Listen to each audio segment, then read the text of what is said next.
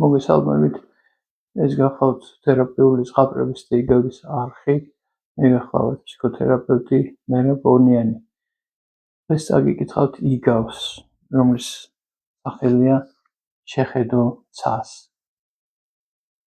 ერთხელ, როდესაც ნახმანი ფანჯრიდან ბაზრის მოედანს გადახურებდა, თავისი მიმდევარი ვინმე ხაიკელი დაინახა, რომელიც სადღაც მიიჩქაროდა.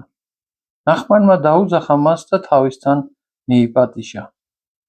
მითხარი, ხაიკელ, კითხა ნახმანმა, დღეს ცისთვის არ შეგიხედავს? არა, მოძღვარო. ქუჩები, ხაიკელ?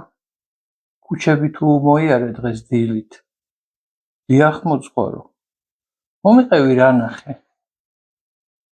ხალხი, ცხენები, ოთხთვალები, ეტლები, ვაჭრები, გამოდმებით ხელებს რომ იქნევენ, გლეხები, რომლებიც ხმაურობენ და ილანძღებიან, კაცები, ქალები, რომლებიც წინ და უკან დარბიან.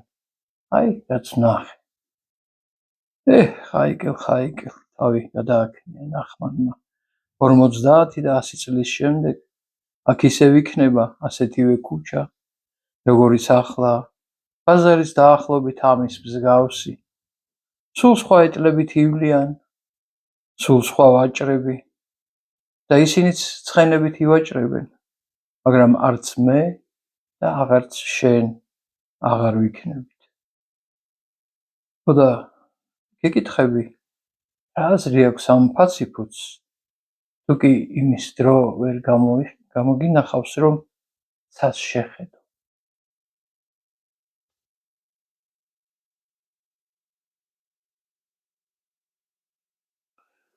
ბოლო წინადება ხო ჩავწეროთ?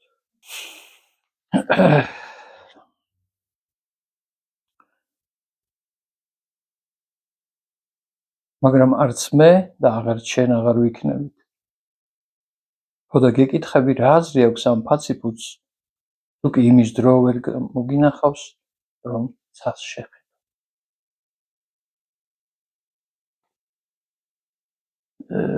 როგორც მიხვდით, აქ საუბარი არის ყოველდღიურ ყოფაზე და მარადილზე, სულიერ ღირებულებებზე, რომელშიც შეიძლება ადამიანს დრო არ დარჩეს, როდესაც ის ჩართულია ყოველდღიურ ფუსფუსში, ცხოვრებისეულ საჭიროებებში, აუცილებლობაში და ძალიან მოკლედ და ლაკონურად არის ამ იგავში აქცენტი გაკეთებული იმაზე, როგორი დიდი მნიშვნელობა აქვს, რომ ახედო ცას, ანუ აქცენტი გააკეთო სულიერ ასპექტზე შენი პიროვნებისა, ის რაც მარადილობას უკავშირდება.